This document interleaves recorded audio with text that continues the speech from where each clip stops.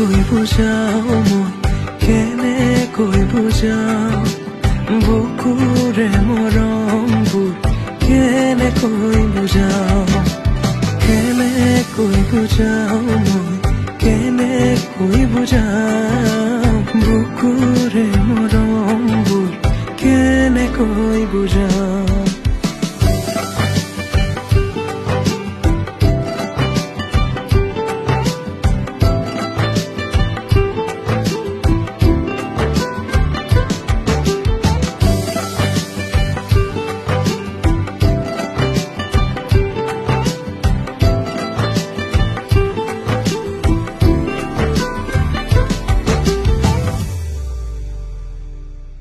হঠাতে